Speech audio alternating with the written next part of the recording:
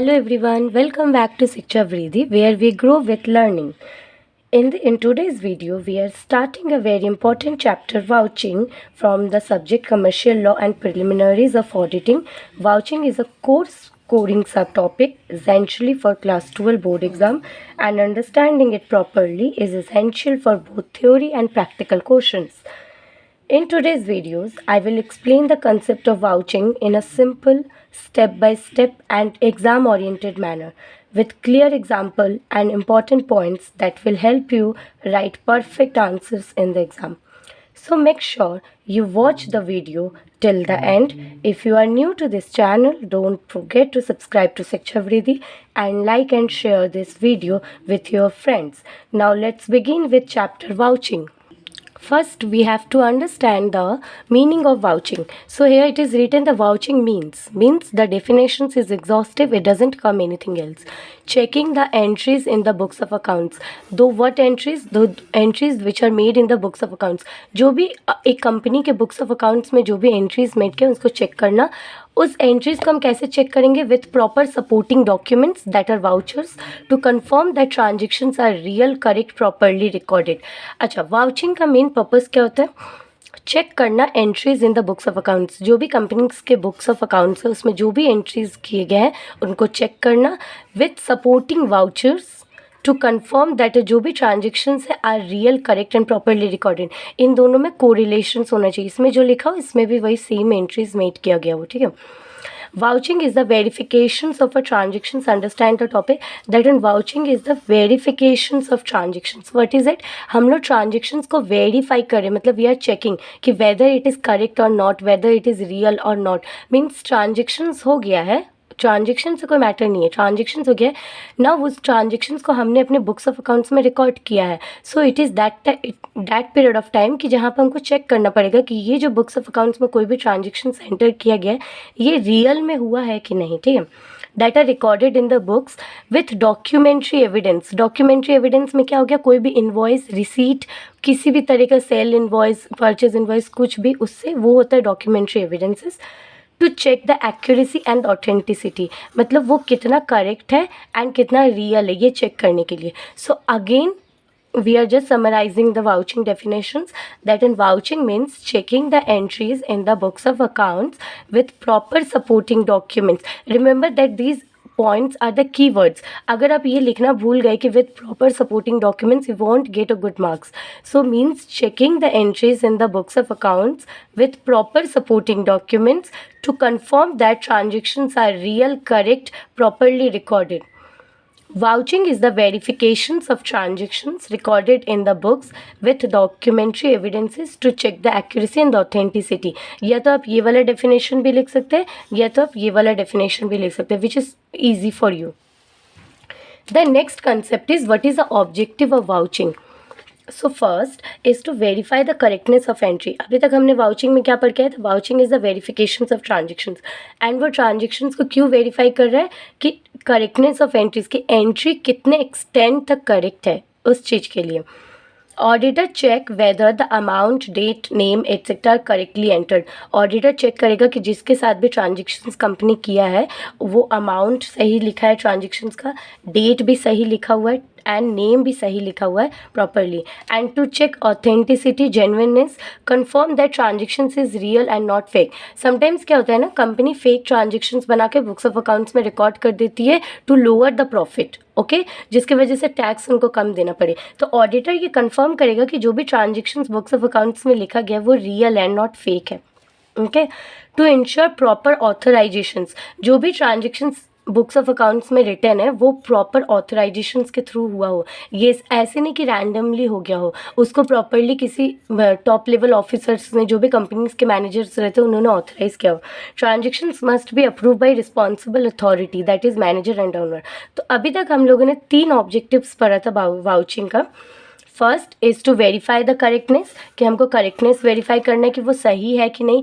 सही है में क्या देखेंगे? नाम देखेंगे, डेट देखेंगे, टाइम देखेंगे, अमाउंट देखेंगे, सब. उसके बाद देखना ऑथेंटिसिटी की. अच्छा ठीक है, सब कुछ सही है लेकिन क्या ट्रांजेक्शन सही है कि नहीं. ओके, अगर ट्रांजेक्शन्स भी सही है, नाम सब भी सही है, लेकिन क्या ट्रांजेक्शन प्रॉपर ऑथराइजेशंस के थ्रू हुआ है कि नहीं. अगर नहीं तो ट्रांजेक्शन्स इनवैलिड है. Okay, Moving toward the next topic, that is to check that no transactions is left unrecorded.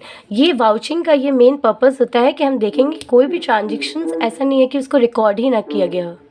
Transactions, जितने भी ट्रांजेक्शन्स कंपनी में हो रहे हैं वो सब प्रॉपरली रिकॉर्ड किया हो। Ensure the completeness of accounting records, इससे क्या इंश्योर होता है कि हमारा जो अकाउंटिंग रिकॉर्ड है वो कंप्लीट है। To prevent and detect error, अब इसमें ना गलतियाँ भी पता चलती है कि अच्छा ये वाला ट्रांजेक्शन्स में ये गलती हो गई थी। रॉन्ग टोटल, अगर आपने टोटल रॉन्ग किया है, रॉन्ग पोस्टिंग किया है, डुप्लीकेशंस किया है, आपको किसी और हेड में पोस्टिंग करना था लेकिन आपने किसी और हेड में पोस्टिंग कर दिया, ठीक है, और आपने एक ही ट्रांजेक्शन को 2 बार रिकॉर्ड कर दिया, तो वाउचिंग से ये भी पता चलता है। And to prevent and detect the fraud भी आप पता कर सकते हैं कि अच्छा फेक बिल है कि नहीं, डुप्लीकेट पेमेंट्स है कि नहीं, फेक इन्वॉइसेज है कि नहीं, okay. And to ensure the proper classifications, correct head should be use like the purchase, wages, assets etcetera. इससे क्या होता है कि प्रॉपर क्लासिफिकेशंस भी हो सकता है ट्रांजेक्शन्स का। सो I hope your objectives are clear to you, the vouchings, and the next topic is the importance of the vouchings. Importance of the vouching is the why it is necessary. That vouching is necessary because it is the backbone of auditing. That in vouching is the main base of audit because it check the transactions deeply. So why the vouching is necessary? Because vouchings are considered as the backbone of auditing. Because what is it, यहाँ पे क्या करते हैं कि हम लोग main base है इसको कंसिडर करते हैं ऑफ ऑडिट का, because it check the transactions deeply, okay, कि सारे एंट्रीज को ऑथेंटिकेट करते हैं कि वेदर दे आर करेक्ट और not. So it means we are checking from the basics that solve the purpose of audit. Audit का main purpose क्या करता है? So the next point is it help to form the audit opinion. जब audit एक process audit हो जाता है तो ऑडिटर को एक ओपिनियन फॉर्म करना पड़ता है, तो उस ओपिनियन में ऑडिटर अपना ओपिनियन देता है कि हाँ, रिपोर्ट में कि अपना ओपिनियन देता है कि हाँ ये वाला कि ट्रांजेक्शन्स एक्यूरेट है कि नहीं। सो और vouchings help the auditor to give the audit opinion correctly, okay. Auditor can give opinion only after checking the vouchers, detect the frauds and the error, fake purchases, overbilling, wrong entries can be found। अच्छा, अगर हम लोग देखो check करना है कि fake purchases company में हो रहा है कि नहीं, ओवर बिलिंग हो रहा है नहीं, कि to reduce the profits and to pay the less tax and wrong entries है, तो वो वाउचिंग के थ्रू कर सकते हैं कि हम लोग चेक करते हैं कि जो भी ट्रांजेक्शन्स रिकॉर्ड्स हुआ है उनके वाउचर्स से उनको मैच कराएंगे। अगर मैच नहीं हो रहा है तो इट मीन्स कि ट्रांजेक्शन्स एक्यूरेट्स नहीं। And the next point is ensure the true and fair financial statements that in books becomes reliable and the correct।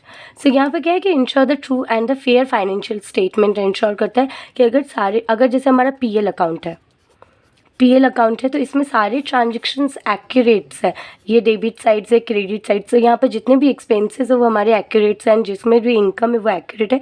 तो ये क्या रिप्रेजेंट करता है कि हमारा जो बुक्स ऑफ अकाउंट्स है वो रिलायबल एंड करेक्ट है। तो जब वो बैलेंस शीट में जाएगा तो मतलब जो नेट प्रॉफिट जाएगा वो करेक्ट नेट प्रॉफिट क्या है, बिकॉज यहाँ पर कोई भी फेक ट्रांजेक्शन्स नहीं है, ओवरबिलिंग नहीं है, मतलब करेक्ट ट्रांजेक्शन्स है। तो इसकी वजह से हमारा जो बुक्स है वो क्या है, रिलायबल एंड करेक्ट है। The next point is confirm internal control systems. If proper vouchers are maintained, internal control is strong. It means कि अगर हम देखते हैं कि हमारे जितने भी वाउचर्स प्रॉपरली मेंटेन है तो वो इंटरनल मतलब कंपनीज का इंटरनल सिस्टम प्रॉपर है, ठीक है, कि चेक करता है रेगुलर बेसिस पर। creates confidence, owner, investors, government trust audited accounts, trust the audited accounts more। यहाँ पे क्या बोले, जो भी कंपनी के ओनर होते हैं, इन्वेस्टर्स होते हैं, गवर्नमेंट होते हैं, वो किस पर ज़्यादा ट्रस्ट करते हैं, ऑडिटेड अकाउंट्स को। एंड अकाउंट्स कैसे ऑडिट किया जा सकता है, only through the verifications of the vouchers. So यहाँ पर आई थिंक पॉइंट्स क्लियर हो आपको कि ऑडिटिंग क्यों ज़रूरत है। Auditings are necessary because it is the backbone of auditing. Vouching is necessary because it is backbone of auditing. कि अगर वाउचिंग हम नहीं कर रहे हैं तो it might create difficulty in the auditing process, okay, because हम लोग ट्रांजेक्शन्स को फ्रॉम द बेस चेक नहीं कर रहे हैं, उनकी एक्यूरेसी चेक नहीं कर रहे, तो हम लोग कैसे बोल सकते हैं कि बुक्स ऑफ अकाउंट्स रियल है एंड रिलायबल है। And the second is it help to form the audit opinion. It means कि it help the auditor to a large extent to give the audit opinion properly and also detect and fraud the error, detect frauds and error कि कोई भी over billing and transactions कुछ हुआ है कि नहीं companies में। एंड अगेन अगर हम लोग फाइंड आउट कर लेंगे कि अच्छा ठीक है हमारे ऑर्गेनाइजेशंस में कोई भी फेक बिलिंग ओवर बिलिंग नहीं हुआ है, fake transactions, so it means हमारा जो बुक्स ऑफ अकाउंट्स है वो रिलायबल है and fair financial statements and confirm the internal control systems and also confirmation देता है कि हमारा इंटरनल कंट्रोल सिस्टम एक्यूरेट है। ओनर्स एंड इन्वेस्टर्स को कॉन्फिडेंस रहता है कि अच्छा हम जहाँ ट्रांजेक्शन्स कर रहे हैं वो प्रॉपर है। Okay, the next point comes is the topic is the features and the points to be considered in vouchings. So voucher should be properly dated. अच्छा वाउचर्स एक प्रॉपरली वाउचर्स होने के लिए क्या होना चाहिए कि वो जो भी वाउचर्स हो ना उसमें डेट प्रॉपरली मेंशन हो, ताकि हमको पता चले कि अच्छा ये ट्रांजेक्शन्स कब हुआ था, so that we can correctly match our financial statement. Date must match with the transactions date, जो हम लोग अपना पीएल में लिख रहे हैं जो डेट एंड वो ट्रांजेक्शन्स का डेट वो दोनों मैच होना चाहिए। Voucher must be authorised, it must be signed and approved by the responsible person. ऐसा नहीं है कि वाउचर रैंडमली कोई भी कर ले रहा, नहीं, वाउचर्स जो भी ट्रांजेक्शन्स वो प्रॉपरली ऑथराइज होने चाहिए। And voucher should be in the name of the business. अच्छा पर्सनल एक्सपेंसेस पीएल में नहीं आते हैं, ठीक है, सो वो सारे बिजनेस एक्सपेंसेस आएंगे, बिजनेस इनकम आएंगे, so not in the personal name of the owner. तो वाउचर्स पर कोई भी ओनर का पर्सनल नेम नहीं मेंशन होगा, वो उस पर किसका बिजनेस का ही नेम मेंशन होगा। अगर समझो XYZ बिजनेस है तो XYZ लिमिटेड ही मेंशंस रहेगा। And amount must match with the books. हमने पीएल में 200 रुपये लिखा और यहाँ पर मेरा है 150 रुपये, ठीक है, तो ऐसा भी नहीं होना चाहिए, ये अमाउंट और ये अमाउंट पूरा मैच होना चाहिए, ठीक है। And amount must match with the books, amount written in the vouchers and the book should be same. Revenue stamp if amount exceed 5,000 rupees, if amount exceed 5,000 rupees as per the book rule, revenue stamp should be checked. अगर 5,000 rupees in cash exceed हो रहा है तो आप check करो कि आपका revenue stamp proper है कि नहीं वाउचर्स पर। सो ये वाउचर्स के कुछ फीचर्स एकदम मुंह पे याद होने चाहिए। किसी भी डॉक्यूमेंट्स में डेट मेंशन होना चाहिए, बिजनेस के नाम पे एक्सपेंसेस होना चाहिए, अमाउंट प्रॉपरली मैच होने चाहिए and it should be in the name of the business, it should be authorised and it should match with the books and it should contain the revenue stamp. If the amount exceed 5,000 rupees, revenue stamp should be checked. And the next point is over writing, no over writing and alterations. आपको ये mentions properly check करना होगा कि vouchers में किसी भी तरीके के ओवर राइटिंग नहीं होगी कि आपने पहले 150 रुपये लिखा फिर उसको कम कर ज़्यादा करके 200 रुपये कर दिए, नहीं, नो ओवर राइटिंग और alterations. If there is any cutting it should be confirmed and sign. हाँ लेकिन कभी कभी क्या होता है कि कुछ गलतियों की वजह से प्रॉपर वो थोड़ी मोड़ी मिस्टेक्स हो जाती है तो ठीक है, लेकिन it should be properly confirmed and signed. ऐसा नहीं है कि अनसाइंड वाउचर्स में कोई भी ऑल्टरेशंस है। Proper filing and serial numbering, voucher should be arrange in order to avoid the missing entries.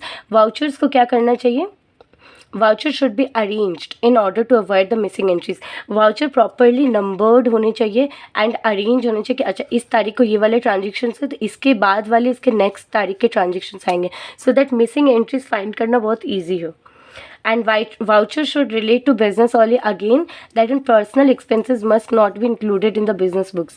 अच्छा एक ऑफिसर है, उसको गाड़ी से आने जाने में जो पेट्रोल का खर्चा हो उसने भी उसने कंपनी के एक्सपेंसेस में ऐड कर दिया, तो वो वाला नहीं आता, पर्सनल एक्सपेंसेस नहीं इंक्लूड होगा बिजनेस बुक्स में।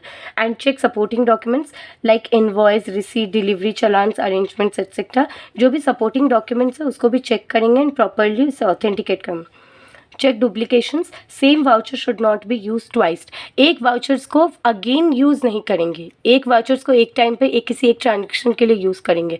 सो आई होप कि आपको फीचर्स क्लियर हो। अभी तक हम लोगों ने vouchings, objective, importance and the features पढ़ा है।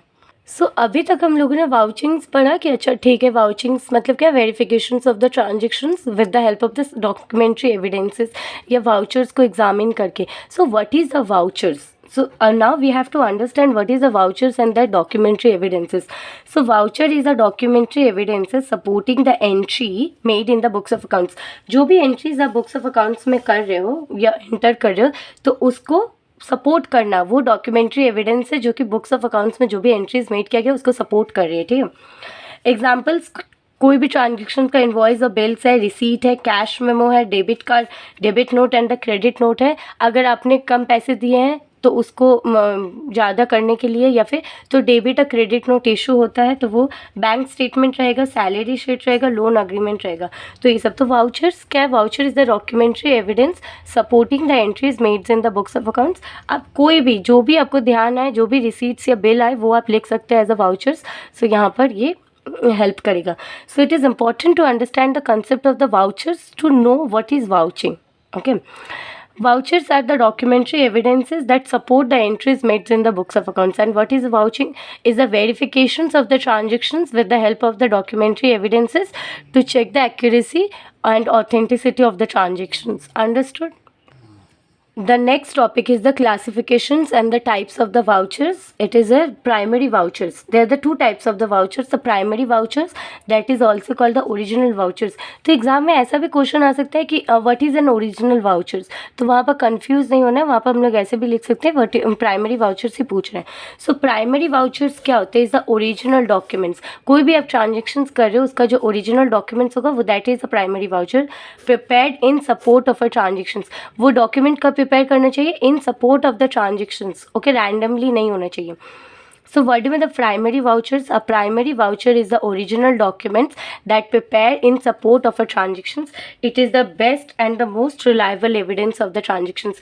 अच्छा, primary vouchers को ना best and the reliable evidence बोलते हैं। तो अगर questions आ गया MCQ, what is the best and the most reliable evidence of the transactions, तो options एक करेक्ट आंसर्स होगा प्राइमरी वाउचर्स, बिकॉज ये ट्रांजेक्शन्स के ओरिजिनल डॉक्यूमेंट्स है ना, सब उसको एविडेंस कर रहे हैं ट्रांजेक्शन्स को। So that's why. फीचर्स क्या है, ये ओरिजिनल प्रूफ है, मोस्ट ट्रस्टवर्दी है, like owner, investors, government trust on this. Okay, direct evidence of the transactions as it is. जब ट्रांजेक्शन एग्जीक्यूट हुआ था तो उस टाइम ये पेपर उस टाइम इन्वॉल्व था, तो that's why it is a direct evidence of the transactions and it is generally issued by the outside party. ये कंपनी इशू नहीं करेगी, outside party, supplier, customers, banks जो भी होंगे। अगर एग्जाम्पल्स देखें तो परचेज इनवॉइस, अगर आप किसी से परचेज कर रहे हो तो वो परचेज इनवॉइस, या आपसे कोई परचेज कर रहा है, sales invoice, original cash memo, salary sheets, rent receipt, loan sanctions letter and the agreement. आपने बैंक को अप्रोच किया लोन के लिए तो बैंक ने एक लोन सैंक्शंस अग्रीमेंट साइन किया, so that is the original documents उस लोन ट्रांजेक्शन्स का, कि हाँ बैंक अग्री की थी हमें लोन देने के लिए, किसके थ्रू, इस ट्रांजेक्शन्स के थ्रू। सो आई होप कि आपको classifications and types of the vouchers proper हो। That first is the primary voucher, that is the original vouchers, is the original document prepared in support of the transactions. It is the most reliable and the best evidence of the transactions. Its features are the original proof, most trustworthy, direct evidence of the transactions. It is generally used by the outside party. Example, it is the purchase invoice, sales invoice, original cash memo, salary receipts, rent receipt, loan sanctions agreement. And the second is the collateral vouchers. That means the secondary vouchers. Collateral vouchers is the secondary vouchers. A collateral voucher is the copy of the original vouchers. जब आपका original vouchers available ना हो तो उसका जो एक first copy होता है उसको हम लोग collateral vouchers बोलते हैं, ठीक है. It is used when the original vouchers is not available. या तो वो lost हो गया है, या destroy हो गया, या not received, या अभी तक receive नहीं हुआ है, किसी process में due है, तो उसको बोलते हैं collateral vouchers. अगर मेरे पास ओरिजिनल डॉक्यूमेंट था, वो लॉस्ट हो गया या डिस्ट्रॉय हो गया, तो मैंने द अदर पार्टी को बोला कि आप एक और सेकेंड कॉपी बना के दीजिए, तो that second copy is the collateral vouchers. Okay, its features are the copy duplicate document, less reliable than primary vouchers, used only when original vouchers cannot be produced, and auditor must be extra careful as it is not an original. It is not an original, तो auditor must be extra careful because ये duplicate भी हो सकते हैं ना, ठीक है. And use only when the original voucher. इस वाले वाउचर्स का ऐसा नहीं कि इसको छोड़ के इसको यूज़ करेंगे, नहीं. अगर ये अवेलेबल नहीं है, primary vouchers is not available, then only we can use the collateral vouchers. It is less reliable than the primary vouchers. Again it is said कि ये लेस रिलायबल रहेगा. That's why it is said कि जब original vouchers available नहीं है या possible नहीं arrange करना, तभी कोलैटरल वाउचर यूज़ करेंगे. It is a copy and duplicate documents. What are the examples of the collateral vouchers? It is a duplicate invoice copy. ये क्या है? एक डुप्लीकेट इनवॉइस कॉपी है. Carbon copy of the receipt. हमने देखा होगा कि कभी किसी दुकान में जाते हैं तो बिलिंग करने के बाद बिलिंग जो पेज होता है उसके नीचे कार्बन कॉपी रहता है, तो वो एक प्रिंट होता है, तो that is a collateral vouchers. Okay. Photo copy of a bill. आपने एक जेरोक्स कॉपी निकलवा लिया. Office copy of the sales invoice. जो भी सेल्स इनवॉइस है उसका एक copy. So collateral voucher is not as strong evidence as the primary voucher, so auditor should verify it carefully. Okay. What are the next topic is the what are the essentials of the vouchers or the points to be noted by the auditor while vouching the vouchers. So vouchers are consecutively numbered, मतलब properly एक के बाद एक number होना चाहिए, उसी को बोलते हैं consecutively numbered. Arranged serially, कि जैसे जैसे ट्रांजेक्शन्स हो रहा है उसके अकॉर्डिंग उसको सीरियली अरेंज किया जाए, and in order of the entries. Okay. And the properly file. So पहला, what is the essential features of the vouchers? It must be consecutively numbered, arranged serially and properly filed, and the vouchers are in the names of the clients, not in the personal name of the owners and the employees. And the voucher, अच्छा ऐसा नहीं हो कि transactions हम जो employees का personal transaction है उसका जो वाउचर्स है वो बुक्स ऑफ अकाउंट्स में शो करें, नहीं. So voucher should be in the names of the client. और ऐसा भी नहीं है कि क्लाइंट अपना पर्सनल नेम पर वाउचर्स इशू करें, नहीं, बिजनेस के नेम पर. Okay. Voucher should be properly dated. Again ये हमने और एक फीचर्स पढ़ा था उसमें वाउचिंग में कि अच्छा वाउचर्स में क्या होना चाहिए? प्रॉपरली डेट होना चाहिए. ठीक है. And voucher is certified as correct by the responsible officials. जो भी रिस्पॉन्सिबल ऑफिशियल्स है उस ट्रांजेक्शन्स के लिए एंड ऑथराइज पर्सन है वो मस्ट सर्टिफाइड करे कि नहीं वाउचर सही है in support of the transactions. And the amount of the each voucher is written in the words and the figures. जो भी अगर समझो 700 रुपये का ट्रांजेक्शन हुआ है तो it must be written is 700 only. Okay. So it must be written like this, कि आगे हम लोग ऐसे नंबर्स में लिख लेंगे, फिगर्स में, and then it should be written in the words in the bracket. Every vouchers which is a receipt for cash payment over 5000 bear a revenue stamp of ₹1. कोई भी वाउचर्स अगर 5000 के रुपये से ज़्यादा का हो रहा है कैश ट्रांजेक्शन्स का तो वो रेवेन्यू स्टैम्प उसमें बियर करना चाहिए. Alterations made in the voucher is properly signed by the makers and approved by the responsible official. पहला बात है कि आप वाउचर्स में ऑल्टरेशंस नहीं कर सकते, लेकिन अगर आप कर रहे हो सो it must be signed by the responsible officials. Okay. And the last point is any explanations desired in relation to any vouchers should be noted in the audit notebook. अगर कोई भी explanation चाहिए in regarding to the vouchers तो audit notebook में वो explanations हम mentions कर देंगे. अच्छा, there is another concept is the routine checking, जो कि कन्फ्यूजन्स ला सकता है कि what is the difference between the vouchings and the routine checking. Okay. क्योंकि वाउचिंग का मतलब भी ये तो वेरिफिकेशंस करना ट्रांजेक्शन्स का, एंड रूटीन चेकिंग मतलब भी तो वही होता है ना कि रूटीनली आप चेक कर रहे हो समथिंग, किसी चीज़ को. तो routine checking is a method of overall monitoring the books of accounts. ये पूरे बुक्स ऑफ अकाउंट्स को मॉनिटर करना है. ठीक है. And vouching is more technical term where an auditor check the documentary evidence behind the transactions. Routine checking मतलब books of accounts को properly check कर रहे हो. यहाँ पर ना एक ट्रांजेक्शन्स का ऑथेंटिसिटी चेक किया जा रहा है, किसके थ्रू? इनके सपोर्टिंग डॉक्यूमेंट्स को. Checking of all the daily transactions, यहाँ पर डेली ट्रांजेक्शन्स को चेक कर रहे हैं. And ensures agents, it is an agent of auditing which has the objective of establishing the authenticity of the transactions recorded in the books of accounts. In routine checking, daily transactions such as the transfer of costing entry, ledger scrutiny, monthly provision, etc. are checked. It aim at verifying the documentary evidence behind every transactions which has been recorded in the book. तो routine checking में आप in routine checking daily transactions, जो भी daily transactions हो रहे हैं उसको check करते हैं. एंड वाउचिंग्स में आप क्या वेरीफाई कर रहे हो? डॉक्यूमेंट्री एविडेंसेस को वेरीफाई कर रहे हो. Since it involves checking of overall books of accounts, it is difficult to identify fictitious entries and compensating errors. अच्छा, इसमें क्या होता है ना, आप चेक करो overall books of accounts, so difficult होता है आइडेंटिफाई करना कि नकली एंट्रीज़ है कि नहीं, कंपेंसेटिंग एंट्रीज एरर्स है कि नहीं. Okay.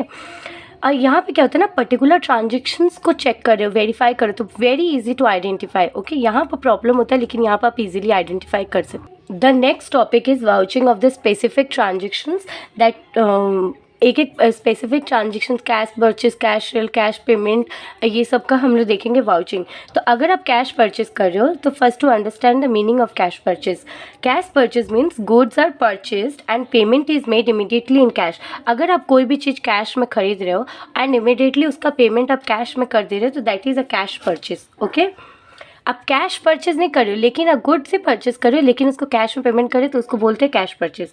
So auditors duty is to check whether the cash purchase recorded in the books is genuine, correct and properly authorise है कि नहीं। सो ऑडिटर का ये ड्यूटी है चेक करने का कि जो भी आपका जो कैश परचेज बुक्स में रिकॉर्ड हुआ है वो जेन्युइन है, करेक्ट है, प्रॉपरली। ऐसा भी हो सकता है ना, कंपनीज अपने बुक्स में दिखा दी कैश परचेज लेकिन पेमेंट किसी और को किया गया या नकली पेमेंट है, तो उस चीज़ को चेक करने के लिए ऑडिटर चेक करेगा cash purchase. And extra point इसमें है, documents check by the auditor during the cash purchase is the cash memo and the invoice purchase bill. जो भी परचेज बिल रहेगा उसको ऑडिटर चेक करेगा कि अच्छा कैश परचेज सही है कि नहीं। Auditor check date, the items, details, quantity and the total amount. It must be in the name of the business. Okay, it must be in the name of the business and date, item, details, quantity and the total amount we check करेगा auditor. And the goods invoice note and delivery challan. Confirm that goods were actually received matches the quantity with the bill. ये भी auditor check करेगा. And entries in the books. Auditor check that and cash paid is correctly recorded in the books of accounts. So जो भी books cash book में जो entry करना चाहिए वो भी auditor check करेगा कि properly entry है कि नहीं. And the fourth point is that written posting in purchase account ledger. Auditor check whether the correct posting is done in purchase ledger. Authorizations. Auditor check whether the purchase is approved by the manager and authorized person. आप एक चीज़ ध्यान रख लीजिए कि अगर कोई भी vouchers कुछ भी अगर ऑडिटर चेक कर रहा है तो कोई भी ट्रांजेक्शन अगर कंपनी में एग्जीक्यूट हो रहा है तो that must be authorised by the some authorised persons. Okay, and important checks to be done by the auditor whether it is a genuine transaction. Auditor ने जब कैश परचेज चेक करेगा तो checking करेगा ऐसे, तो वो क्या करेगा that it is a genuine transaction, purchase should be real not fake. तो ऑडिटर ऐसे चेक करेगा yes it is a genuine transaction, correct amount yes it is a correct amount, calculation should be correct, जितना quantity था, rate था, tax तक था। Business purpose yes business purpose, no duplications, no proper classifications yes. तो auditor ये check point consider करेगा before checking any kind of the cash purchase. अच्छा, possible frauds in the cash purchase that an fake cash bill made to withdraw the cash. अच्छा, यहाँ पे क्या हो सकता है कि कैश परचेज को क्यों वाउचिंग में इन्वॉल्व किया गया, क्यों चेक करेंगे हम लोग। तो यहाँ पे क्या बोलेंगे ना कि मैंने पहले ही बोला था कि फेक कैश बिल बना सकता है विदड्रॉ करने के लिए कैश कि और बिजनेस दिखा रहा है कि ओनर्स दिखा रहे हैं कि बिजनेस में इतना गुड्स हम लोगों ने खरीदा था तो इतना कैश परचेज किया, लेकिन वो गुड्स खरीदे ही नहीं गए हैं, वो गुड्स खरीदे ही नहीं गए, वो जस्ट विदड्रॉ करने के लिए कैश को वो फेक बिल बनाए गए, इन्फ्लेटेड परचेज बिल। यह दिखा रहे हैं कि बिल में बहुत ज़्यादा हाई अमाउंट है लेकिन गुड्स का उतना हाई अमाउंट है ही नहीं, उतना रेट ही नहीं है। And purchase recorded but goods not receive. अच्छा ठीक है, परचेज रिकॉर्ड किया लेकिन गुड्स रिसीव नहीं हुआ है, ठीक है, तो वो भी एक इस चीज़ को ये सारे फ्रॉड्स को पकड़ने के लिए। And same bill use twice, एक ही बिल को बार बार यूज़ किया गया है लेकिन पैसे ठीक दिए गए हैं, ठीक है, अपना अनड्यू एडवांटेजेस गेन करने के लिए, तो ये सब ना हो। Thus vouching of the cash purchase help the auditor to confirm that purchase are genuine, correctly recorded and supported by the proper vouchers. So I hope कि आपको वाउचिंग का कंसेप्ट क्लियर हो कैश परचेज का, कि cash purchase का vouching किस लिए करना चाहिए, कि हमको इंश्योर करता है कि that transaction is genuine, correctly recorded and supported by the proper vouchers. Okay, ताकि जो भी ओनर्स हैं या फिर जो भी इंसान, जो भी लोग हैं जो बिजनेस रन कर रहे हैं वो फेक ट्रांजेक्शन्स ना करे, तो ये ऑडिटर इंश्योर करेगा। अदरवाइज अगर फेक ट्रांजेक्शन कंटिन्यू होने रहा तो जो भी कंपनी से जो जेन्युइन लोग जुड़े हुए हैं उनके लिए तो ये गलत है ना, उनको तो लॉस सफ़र करना पड़ेगा एट द एंड। सो इसीलिए ये वाउचिंग्स का प्रोसेस किया जाता है।